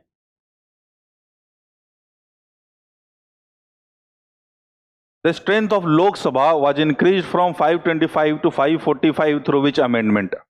545 की जो बात कर रहा है ये किस चीज को लेकर कर रहा है? जब 2 एंग्लो इंडियंस होते थे, अब वो 543 ही है, क्योंकि 106वें संवैधानिक संशोधन बिल से इसको हटा दिया गया 2019 में। राइट, तो लोकसभा की सदस्यता 525 पहले थी, उसको बढ़ा के 545 किससे की गई थी? तो ये आंसर है आपका 31वें संवैधानिक संशोधन से 525 से बढ़ा के 545 की गई थी। अभी चूंकि एंग्लो इंडियंस को नहीं हमने देते हैं, 543 हो गई है। How many seats are reserved for scheduled caste in the Lok Sabha? Lok Sabha में शेड्यूल कास्ट अनुसूचित जातियों के लिए कितना सीट है? तो 84 सीट जो है उनके लिए रिजर्व रहती है। और ये कौन सीट रिजर्व होगा, इसका चयन कौन करता है? डिलिमिटेशन आयोग करता है, वो मैंने आपको बता ही दिया है। भारत के संविधान के किस अनुच्छेद में लोकसभा में अनुसूचित जातियों के आरक्षण का प्रावधान दिया गया है? 2018 में 64वें बीपीएससी के प्री में पूछा हुआ क्वेश्चन है। आंसर इसका है अनुच्छेद ए, मतलब ए टॉपिक अनुच्छेद 330। ए ऑप्शन इसका सही जवाब है। अपना कार्यकाल पूरा करने से पहले लोकसभा भंग की जा सकती है। मैंने आपको बताया कि 5 साल का कार्यकाल होता है लोकसभा का, वो उससे पहले भंग भी की जा सकती है और उसके बाद बढ़ाई भी जा सकती है इमरजेंसी के दौरान। लेकिन ये भंग करने की क्षमता और अधिकार किसके पास है? तो लोकसभा को भंग करने की, उसको समन भेजने की, उसके सेशन सीटिंग को बुलाने की जो क्षमता है वो किसके पास होती है? राष्ट्रपति के पास होती है। ठीक है, तो राष्ट्रपति भंग कर सकते हैं। राष्ट्रपति के विवेक से यानी उनकी इच्छा अनुसार, प्रधानमंत्री के विवेक से ये ऑप्शन कैंसिल हो गया, लोकसभा अध्यक्ष के विवेक से ये कैंसिल हो गया, प्रधानमंत्री की सिफारिश पर राष्ट्रपति द्वारा। तो ये दो ऑप्शन बचता है, ए और डी। तो इसमें सही जो जवाब है वो है डी, क्योंकि प्रधानमंत्री जब सिफारिश करते हैं तो राष्ट्रपति उस पर अमल करते हुए लोकसभा को अपनी कार्यकाल पूरा करने से पहले ही भंग कर सकते हैं। या तो सरकार गिर गई, किसी की सरकार नहीं बन रही है, या 4.5 साल हो गए, 4.25 साल हो गए, तभी भी अर्ली इलेक्शन कराने के लिए प्रधानमंत्री सिफारिश कर सकते हैं। आंसर इसका डी। लोकसभा की संख्या के संबंध में उसका कोरम कितना है। कोरम वह चीज होती है, जैसे एक मीटिंग होगी, मतलब 100 लोग हैं, अब एक ही लोग आएंगे तो क्या मीटिंग संभव है? 2 लोग आएंगे तो मीटिंग संभव है? नहीं। तो एक मिनिमम संख्या है जिसके बिना अगर उतने लोग उपस्थित नहीं होंगे तो सदन की कार्यवाही नहीं चल सकती है। तो जो अध्यक्ष हैं उनको मिलाकर अगर 1/10 से कम लोग आए हैं तो उस दिन सदन की कार्यवाही, लोकसभा की कार्यवाही नहीं चल सकती। इस शब्द को कोरम के नाम से जाना जाता है। तो कोरम वो न्यूनतम संख्या है जिसके सदस्यों की, जितने संख्या की सदस्यों की उपस्थिति के बिना उस दिन की कार्यवाही नहीं संपन्न की जा सकती, उसको कोरम बोलते हैं। और वो कितना है? 1/10। 1/10 का जब कैलकुलेशन होता है तो उसमें सभापति मध्य यानी स्पीकर को भी काउंट किया जाता है। लोकसभा का सत्र कम से कम कितनी बार बुलाया जा सकता है? साल में 1 बार, 2 बार, साल में 3 बार, 4 बार। देखिए, हालांकि ये बीपीएससी ने भी क्वेश्चन पूछा हुआ है। अगर ये पूछा जाए कि कितने बार बुलाया जाता है तो 3 सत्र होते हैं। पहला सत्र बजट सत्र होता है जो फरवरी में होता है, मॉनसून सत्र होता है जो अभी चल रहा है, और एक शीतकालीन सत्र होता है, विंटर सेशन होता है, जो कि नवंबर दिसंबर में होता है। ठीक है, तो परंपरा के अनुसार 3 सत्र बुलाए जाते हैं हमारे संसद के। लेकिन संविधान में यह प्रावधान है कि संसद के सदनों के 2 सत्र यानी 2 सेशन के बीच का जो गैप है वो 6 महीना से ज्यादा नहीं हो सकता। इसके हिसाब से संवैधानिक रूप से कम 2 बार तो सदन की सत्र बुलानी ही पड़ेगी। तो 2 बार तो कम से कम है, मिनिमम 2 बार होना चाहिए। परंपरा के अनुसार हम लोग अभी कितनी बार बुलाते हैं? तो 3 बार बुलाते हैं। आंसर इसका सही होगा, साल में 2 बार। तो ये कम से कम की बात कर रहा है, तो साल में 2 बार होगा। अगर ये पूछे कि अभी कितनी बार बुलाया जाता है तो 3 बार बुलाया जाता है। फरवरी में बजट सत्र, अभी जुलाई अगस्त में आपका मॉनसून सत्र, और फिर नवंबर दिसंबर में विंटर सेशन यानी शीतकालीन सत्र। निम्नलिखित में से कौन लोकसभा के सत्र को स्थगित करने के लिए अधिकृत है? Who is authorise to prorogue? देखिए, 2-3 शब्द हैं जो आपको जानने पड़ेंगे। समन, समन मतलब बुलाना, यानी लोकसभा छुट्टी पे है 1 जनवरी से 31 दिसंबर, ये एक ईयर मान लेते हैं। अब 1 फरवरी इसमें से लेके कुछ मार्च तक जो है बजट सत्र चलेगा। ठीक है, अब उसके बाद लोकसभा की छुट्टी हो जाएगी, राज्यसभा की भी छुट्टी हो जाएगी, क्योंकि वो लोग जो हमारे प्रतिनिधि हैं अपने अपने क्षेत्र में जाएंगे, निर्वाचन क्षेत्रों में जनता का हाल जानेंगे, फिर तो आके लोकसभा में रिप्रेजेंटेशन करेंगे हमारा। तो इस लॉजिक के लिए बीच में उनको छुट्टियां भी दी जाती है। अब फिर यहां से लेके जुलाई में क्या आएगा? मॉनसून का सेशन। इस पीरियड को हम क्या बोलते हैं? रिसेस यानी छुट्टी बोलते हैं। ठीक, तो एक बार जब जुलाई में सदन को सत्र बुलाना हो तो उसको क्या बोलते हैं? समन। और जब यहां पे आप देखो बजट का काम पूरा हो गया, अब उसके बाद छुट्टी पे भेजनी है सदन को, लोकसभा को या राज्यसभा को, तो उसको हम क्या बोलते हैं? प्रोरोगेशन यानी स्थगन करना। अब इसके अलावा एडजर्नमेंट नाम का भी एक शब्द होता है। तो एडजर्नमेंट कब होता है? जैसे मान लीजिए लोकसभा की कार्रवाई आज शुरू हुई, लोगों ने बवाल करना शुरू किया, तो अध्यक्ष महोदय बोलेंगे भाई आज तुम लोग स्थिर नहीं हो, कल आना, तो तुरंत 1 दिन के लिए स्थगित करेंगे, 2 दिन के लिए करेंगे स्थगित, या अनिश्चित काल के लिए स्थगित कर देंगे। तो 3 टर्म है। समन का मतलब बुलाना, प्रोरोग्यू का मतलब सत्र समाप्त हो गया, अब अगले सत्र में मिलेंगे, इस सत्र की कार्रवाई खत्म होगी। और एडजर्नमेंट का मतलब होता है उस दिन को रोका गया है, अगले दिन आएंगे, या फिर 10 दिन बाद आएंगे, या 5 दिन बाद आएंगे। तो जो एडजर्नमेंट करने की शक्ति है वो सभापति की होती है। समन और प्रोरोगेशन की जो शक्ति है वो किसकी होती है? राष्ट्रपति की होती है। ये डिफरेंशिएशन आपको पता होना चाहिए। तो एडजर्नमेंट कौन कर सकता है? एडजर्नमेंट जो है वो स्पीकर कर सकते हैं, लेकिन समन और प्रोरोगेशन कौन कर सकते हैं? तो वो राष्ट्रपति कर सकते हैं। प्रोरोग्यू करने का जो यहां पे है वो राष्ट्रपति का है, प्रेसिडेंट का है। यहां पे जो प्रेसिडेंट का गलत ट्रांसलेशन आ गया है, राष्ट्रपति होना, राष्ट्रपति। आंसर है डी। राष्ट्रपति कर सकते हैं। प्रोरोगिव लिखा है यहाँ पे, क्या लिखा है? प्रोरोगिव।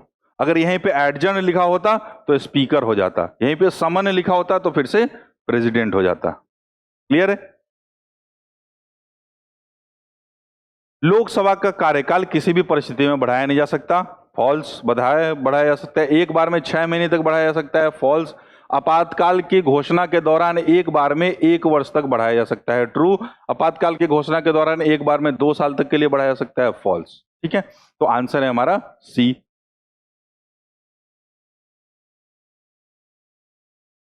कौन सा राज्य लोकसभा में सबसे अधिक सदस्य भेजता है? तो लोकसभा में अभी और इवन राज्यसभा में अभी जो सबसे अधिकतम सदस्य भेजने वाला राज्य है वो है उत्तर प्रदेश, यूपी। 80 सीटें आती है वहां से, और राज्यसभा में उनको 31 सीटें मिली हुई है। 4th शेड्यूल 4वीं अनुसूची में लिखा हुआ है। भारत में लोकसभा अध्यक्ष कैसे चुने जाते हैं? मनोनीत होते हैं, चुने हुए होते हैं, नियुक्त होते हैं, अपॉइंटेड, नॉमिनेटेड होते हैं, चूजन होते हैं, इलेक्टेड होते हैं और अपॉइंटेड होते हैं। यहाँ पे आप सही शब्द लिखेंगे तो दोनों चुने हुए कंफ्यूज कर रहा है, इसको आप लिखेंगे निर्वाचित। तो निर्वाचित होते हैं। जितने ही मेंबर होते हैं उनमें से ही कोई लोकसभा का स्पीकर बनता है। तो इलेक्टेड, डेमोक्रेसी में कोई भी पद बिना इलेक्शन का नहीं चलता।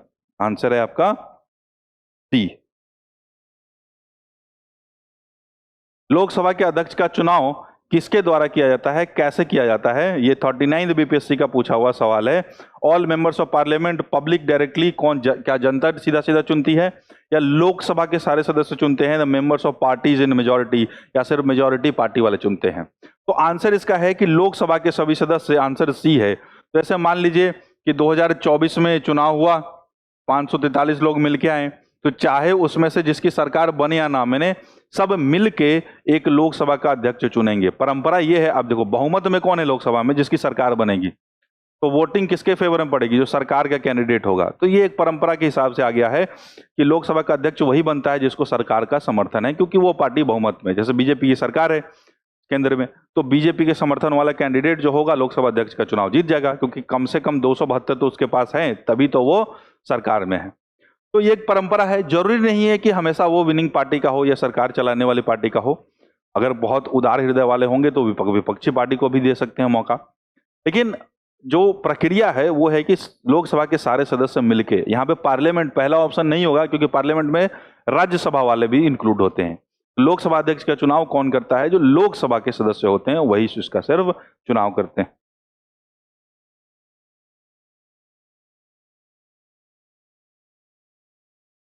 यदि कोई सांसद लगातार कितने समय तक सदन से अनुपस्थित रहता है तो उसकी सीट रिक्त घोषित की जा सकती है? तो 2 महीने, यानी 60 दिन तक अगर कोई लगातार एब्सेंट है संसद भवन से, तो उसको उसकी सीट को वैकेंट उसको बोल दिया जाएगा, ये भाग गया। तो कितना है? बी, 2 महीने। लोकसभा अध्यक्ष अपना इस्तीफा किसे देता है? तो जो लोकसभा का अध्यक्ष है वो अपना इस्तीफा डिप्टी स्पीकर को देता है, और जो डिप्टी स्पीकर है वो अपना इस्तीफा किसको देता है? वो स्पीकर को देता है। तो आपस में इस्तीफा करते हैं, उपाध्यक्ष को देता है। ठीक है, डिप्टी स्पीकर। लोकसभा अध्यक्ष को कैसे हटाया जा सकता है? लोकसभा का एक प्रस्ताव जो बहुमत से पारित हुआ हो, सदन के सदस्यों का 2/3 बहुमत, राष्ट्रपति का आदेश, संसद का साधारण बहुमत। देखिए संसद में यहाँ पे राज्यसभा भी इंक्लूड हो जाएगा, इसलिए सही आंसर नहीं होगा। Resolution of Lok Sabha passed by majority of all the members. तो उस समय जितने भी लोग हैं, यानी मान लीजिए टोटल जितने भी लोग हैं उसके मेजोरिटी के साथ 543 हैं, तो उसको बाई 2 कर देंगे और +1 कर देंगे, जितने भी लोग आएंगे उसके मेजोरिटी के साथ। अगर उसमें से 4-5 सीटें वैकेंट है, एब्सेंट है, तो 543 में से उतनी हटा देंगे, फिर उसको बाई 2 +1 कर देंगे, तो जो आएगा उसके साथ हम कर सकते हैं, स्पीकर को हटा सकते हैं। बट कौन? लोकसभा में ही वोटिंग होगी, राज्यसभा के सदस्य उसमें नहीं इंक्लूड होंगे वोटिंग में। प्रोटेम स्पीकर किसे नियुक्त किया जाता है? तो जब पहली बार चुनाव के बाद लोकसभा मिलती है तो उस समय कोई स्पीकर तो निर्वाचित नहीं हुआ है, तो जो सबसे वरिष्ठ सदस्य होते हैं, सबसे सीनियर सदस्य होते हैं, बुजुर्ग होते हैं, उनको टेम्पररी तौर पे स्पीकर नियुक्त किया जाता है, और फिर उनकी ड्यूटी होती है कि एक फुल टाइम स्पीकर का चुनाव करवा दें, और फिर वो छोड़ देते हैं और नया जो चुनाव वाला स्पीकर होता है वो आ जाता है। इसको हम स्पीकर प्रोटेम या प्रोटेम स्पीकर बोलते हैं। तो कौन होता है? जो सबसे सीनियर होगा वो appointed as the pro tem speaker, the leader one of the senior most members of the newly elected Lok Sabha, नवनिर्वाचित लोकसभा के सबसे वरिष्ठ सदस्यों में से एक। सी, लोकसभा अध्यक्ष अपने निर्णायक मत का प्रयोग कब करता है? देखिए, जो एक बार स्पीकर बन जाता है उसको सदन की कार्यवाही में मतदान का अवसर नहीं मिलता है सामान्य रूप से, क्योंकि उसको अपनी निष्पक्षता बनानी है। जैसे मान लीजिए मैं लोकसभा का मेंबर हूं, मैं स्पीकर निर्वाचित हो गया, तो अदरवाइज मैं वोट करता हर बिल पे, लेकिन चूंकि अब मैं स्पीकर बन गया हूं, मैं ऊपर बैठा हूं, सभापति हूं, मैं किसी का पक्ष नहीं ले सकता, पक्ष और विपक्ष में मतदान नहीं कर सकता, इसलिए मुझे वोट करने का अवसर नहीं मिलेगा। मुझे वोट करने का अवसर कब मिलेगा? जब दोनों मतदान के बाद बराबर हो जाएगा, टाइम हो जाएगा, 50 लोग फेवर में है, 50 ही लोग अगेंस्ट में हैं, तो इसको क्या बोलते हैं? टाई सिचुएशन बोलते हैं, बराबरी, एकदम समान स्तर पे वोट आ गए। तो ऐसे सिचुएशन में मुझे टाई ब्रेकर करने का मौका मिलेगा, उसको हम क्या बोलते हैं? कास्टिंग वोट बोलते हैं। तो ये अपॉर्चुनिटी कब मिलती है? बराबरी की स्थिति में, जब वोट समान रूप से विभाजित हो जाए। आंसर होगा डी, तभी लोकसभा का अध्यक्ष अपना निर्णायक मत इस्तेमाल कर सकता है। संविधान के निम्नलिखित में से कौन सा अनुच्छेद यह प्रावधान करता है कि वोटों की समानता की स्थिति में अध्यक्ष के पास यह निर्णायक वोट का जो अधिकार है वो अनुच्छेद सी, मतलब 100 में दिया हुआ है, ऑप्शन सी में दिया हुआ है। अनुच्छेद 100, article 100 of the constitution talks about casting vote. Lok Sabha के प्रथम स्पीकर कौन थे? बहुत इजी और एक जनरल नॉलेज का क्वेश्चन है। तो प्रथम स्पीकर जो थे जीवी मावलंकर थे। लोकसभा की पहली महिला speaker, first female speaker of the Lok Sabha, वो कौन है? मीरा कुमार थी, 2009 से 2014 वाले लोकसभा में। धन विधेयक को भारत के संविधान के किस अनुच्छेद के अंदर परिभाषित किया गया है? मनी बिल का जो डेफिनेशन है वो किसमें दिया है? ऑप्शन है 109, 10, 11 और 12। तो अनुच्छेद 109 में मनी बिल के बारे में क्या रूल्स है वो दिए गए हैं, लेकिन उसकी परिभाषा जो है, डेफिनेशन जो है, वो कहां दी गई है? 110 में। ठीक, अनुच्छेद 112 में आपको क्या है? ये एनुअल फाइनेंशियल स्टेटमेंट, यानी जिसको हम बजट बोलते हैं, उसके बारे में दिया गया अनुच्छेद 112 में।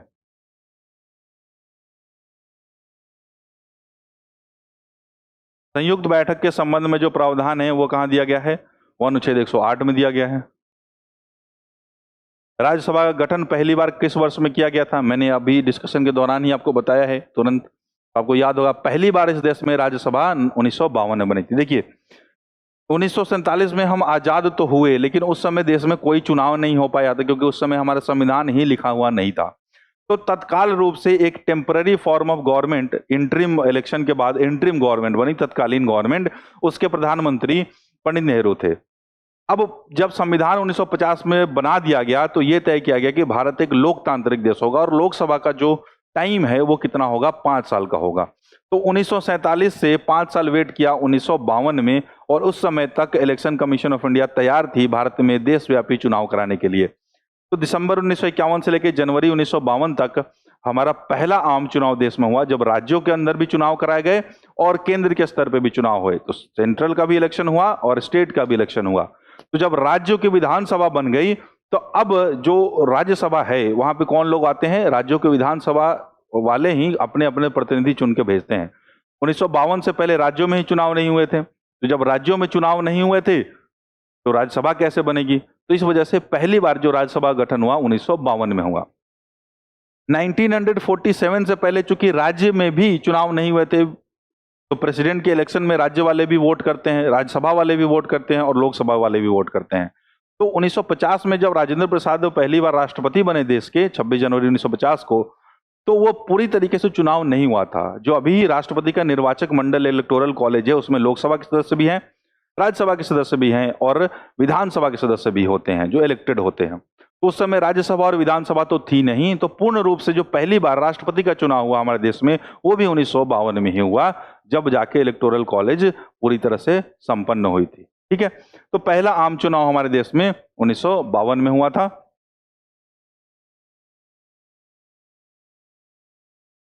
राज्यसभा में कितने लोग होते हैं? 280, 275, 250 और 252। तो 250 सदस्य होते हैं, जिसमें से 12 सदस्य मनोनीत होते हैं, भारत के राष्ट्रपति द्वारा नामित यानी मनोनीत होते हैं। आंसर है सी। राज्यों की परिषद यानी काउंसिल ऑफ स्टेट, राज्यसभा का प्रतिनिधित्व कैसे किया जाता है? सभी राज्यों के लिए समान। तो सभी राज्यों के लिए समान नहीं किया जाता हमारे देश में। हाँ, हालांकि जब आप यूएस या अमेरिका की बात करते हैं तो वहां पे 50 राज्य है, सबको 2-2 सीटें मिली हैं वहां की राज्यसभा, जिसको सीनेट बोलते हैं। इसको सिमेट्रिक फेडरलिज्म बोलते हैं। हमारे यहाँ असिमेट्रिक फेडरलिज्म है, असमान जो ढांचा है हमारे यहाँ, संघीय ढांचा, वो असमान है। तो हर राज्यों को अपने अपने पॉपुलेशन के आधार पर दिया है। कुछ राज्य है जैसे नॉर्थ ईस्ट के स्टेट्स हैं, उनको 1-1 सीटें ही मिली है। उत्तर प्रदेश को 31 सीटें मिली है क्योंकि जनसंख्या वहां ज्यादा है। अब ये बंटवारा कहां दिया है? 4th शेड्यूल, 4th अनुसूची में दिया है। तो उनकी जनसंख्या के अनुपात में किया जा सकता है। और 38 बीपीएससी का पूछा हुआ सवाल, आंसर है बी।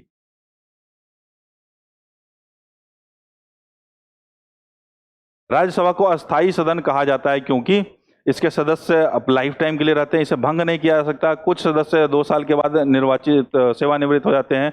दोनों बी और सी सत्य है। देखिए, इसको अस्थायी सदन क्यों बोलते हैं? क्योंकि इसे कभी भंग नहीं किया जा सकता। अब उसकी प्रक्रिया कैसे है कि इंडिविजुअल को 6 साल का देते हैं और बाकी 1/3 हर 2 साल के बाद रिटायर होते हैं। लेकिन इसको अस्थायी क्यों बोलते हैं, परमानेंट क्यों बोलते हैं? क्योंकि इसको भंग नहीं किया जा सकता। ऐसा नहीं कि आजीवन, आजीवन कोई सदस्य नहीं होता। हमारे देश में कोई भी हेरिडिटरी है ही नहीं, या वंश के रूप में या परमानेंट लाइफ टाइम कोई भी पोस्ट हमारे यहाँ नहीं है। रिटायरमेंट सबकी होनी है। ठीक है, आंसर इसका बी। राज्यसभा का सदस्य कितने वर्षों के लिए चुना जाता है? तो 6 साल के लिए चुना जाता है।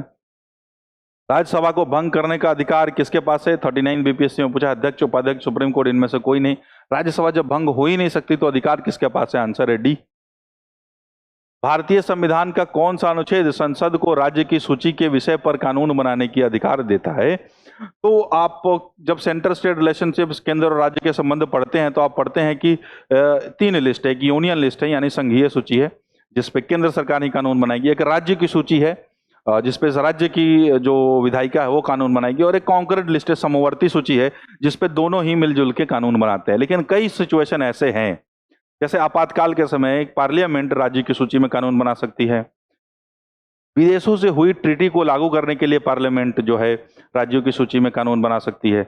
इसके अलावा कई ऐसे प्रावधान है। एक प्रावधान है नेशनल इंटरेस्ट यानी पब्लिक, लोक कल्याण के हित में, लोक हित में अगर राज्यसभा 2/3 बहुमत से एक रेजोल्यूशन पास कर देती है तो पार्लियामेंट के पास ये शक्ति आ जाती है कि राज्य सूची में भी कानून बना सके। और ऐसा प्रावधान जो है वो कहां दिया गया है? अनुच्छेद 249, अनुच्छेद 249 में दिया गया। आंसर क्या है? 249। संविधान के 249 के तहत राज्यसभा द्वारा पारित प्रस्ताव जो कि संसद को राष्ट्रीय हित में राज्य के विषय पर कानून बनाने का अधिकार देता है, वो कितने अवधि तक लागू करता है? एक बार मैं 249 का प्रोसीजर ही समझा देता हूं। तो सामान्यतः राज्य की जो सूची है, जो राज्य सूची है, उसमें कानून बनाने का जो अधिकार है वो किसका है? राज्य की विधानसभा का है। लेकिन कई बार अगर विधानसभा अपने इस दायित्व में फेल करती है तो नेशनल इंटरेस्ट में केंद्र के पास यानी पार्लियामेंट, संसद भवन के पास ये शक्ति आ जाती है कि उस पर कानून बना सके। लेकिन उस शक्ति का उपयोग करने से पहले कुछ चीजें हैं जो इंश्योर करनी पड़ेंगी। तो सबसे पहले राज्यसभा को एक रिजोल्यूशन पास करना पड़ता है, एक प्रस्ताव पास करना होता है 2/3 बहुमत प्रेजेंट एंड वोटिंग के साथ। तो 2/3 बहुमत प्रेजेंट एंड वोटिंग के साथ राज्यसभा ने एक प्रस्ताव पारित कर दिया। फिर संसद भवन के पास शक्ति है, यानी संसद भवन मतलब लोकसभा और राज्यसभा दोनों, लोकसभा और राज्यसभा दोनों मिला के फिर कानून बनाएंगे। लेकिन रेजोल्यूशन पहले कौन पास करेगा? पहला स्टेप क्या है? राज्यसभा 2/3 बहुमत से एक रेजोल्यूशन पास करेगी। फिर संसद को एक सम्मिलित शक्ति मिलती है कि वो कानून बना सके। यहां पे कानून बनाते समय सिंपल मेजोरिटी से भी काम चल जाएगा, लेकिन रेजोल्यूशन जो पास है वो 2/3 बहुमत से पास होना चाहिए। तो ये जो प्रस्ताव राज्यसभा पास करती है उसकी वैलिडिटी कितनी है, वो कितने दिन तक वैध रहेगा, ये सवाल है यहाँ पे। तो ये जो प्रस्ताव होता है वो 1 वर्ष के लिए वैलिड रहता है।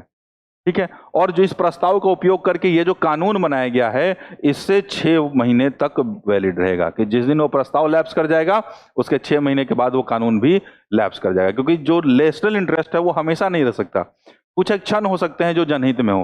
परमानेंट जो राज्यों की शक्ति है केंद्र नहीं ले सकती उसको, है ना। तो इस वजह से इसके ऊपर लिमिटेशन लगाई है अनुच्छेद 249 के अंदर। आंसर है 1 वर्ष, इसका आंसर है सी। निम्नलिखित में से कौन सा कथन भारत के संविधान की 4थी अनुसूची का सही वर्णन करता है? यह राज्यों की काउंसिल ऑफ स्टेट यानी राज्यसभा में सीटें आवंटित करता है। आंसर है D, allocation of seats to the council of states. किस सदन में पीठासीन अधिकारी उस सदन का सदस्य नहीं होता? तो लोकसभा में उस सदन के सदस्य ही में से ही एक निर्वाचित होता है। राज्यसभा का पीठासीन पदाधिकारी यानी एक्स ऑफिशियो चेयरमैन कौन होता है? वाइस प्रेसिडेंट, जो कि राज्यसभा का सदस्य होता नहीं है। आंसर है राज्यसभा ए। बीपीएससी ने पूछा हुआ है 848 से 52 में। राज्यसभा के लिए उम्मीदवार बनने के लिए आवश्यक न्यूनतम आयु 30 वर्ष है। राज्यों की परिषद के पास यानी काउंसिल ऑफ स्टेट के पास निम्नलिखित में से किस संबंध पे विशेष शक्तियां है? To initiate a proceeding for the removal of the president, विशेष नहीं है, लोकसभा के पास भी सेम है, राज्यसभा के पास भी सेम है। Initiate a proceeding for the removal of जजेस, लोकसभा राज्यसभा दोनों के पास समान है।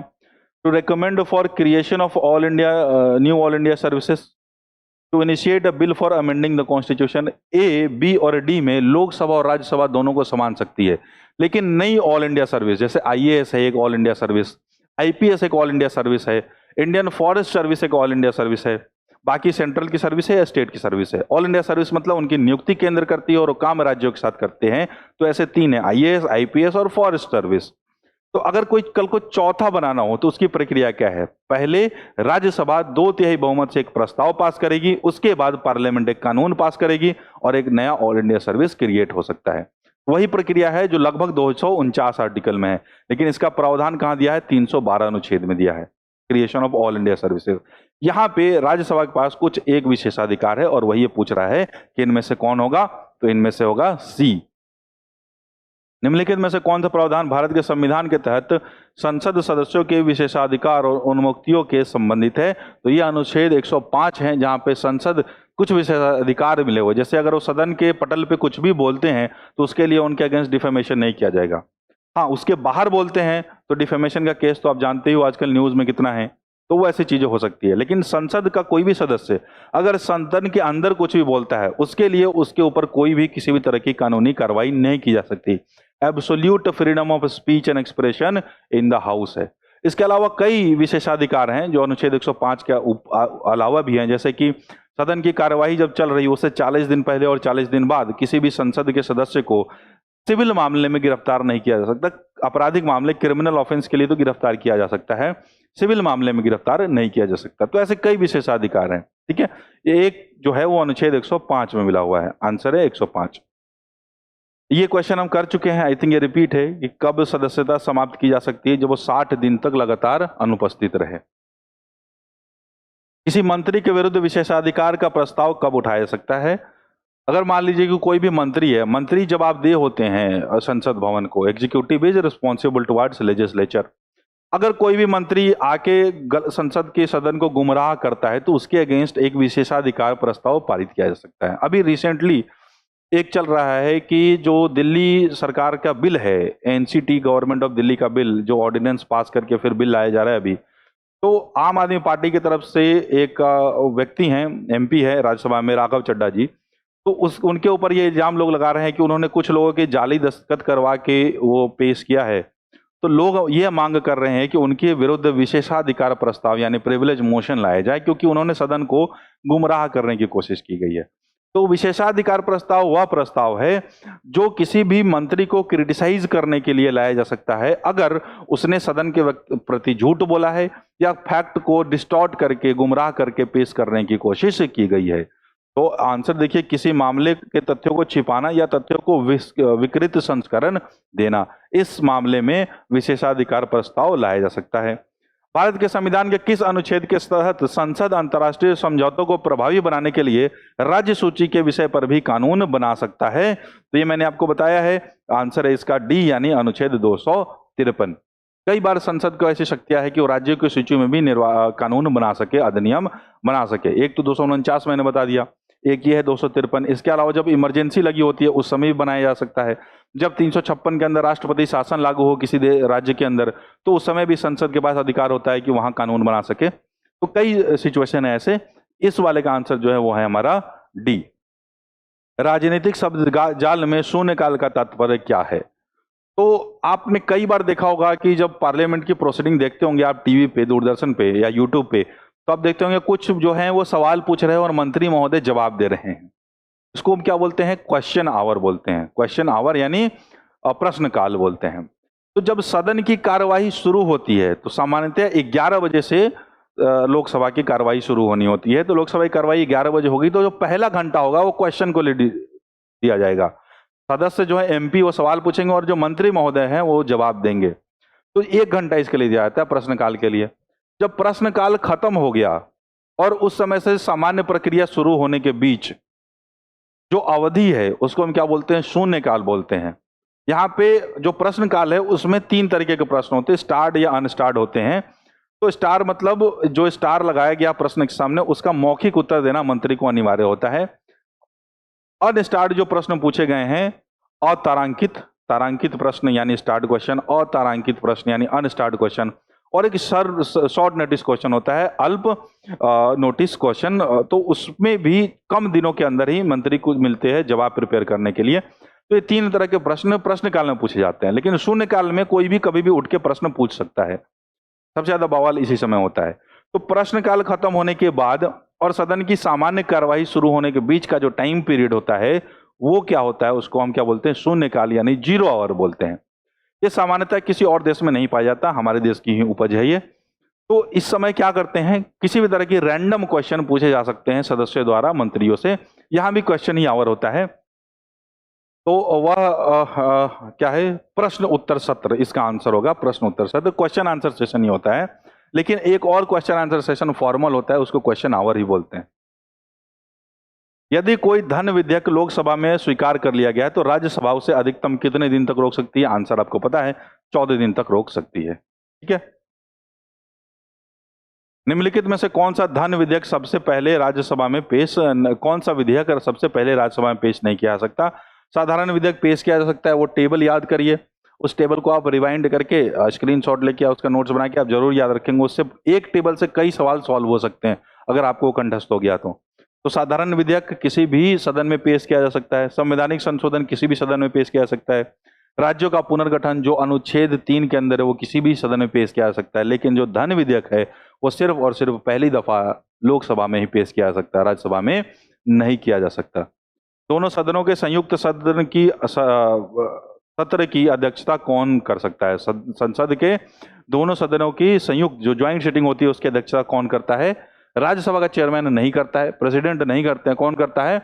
जब लोकसभा और राज्यसभा इकट्ठे बैठती है तो उस समय जो स्पीकर का, सभापति का रोल निभाता है वो कौन होता है? लोकसभा का स्पीकर।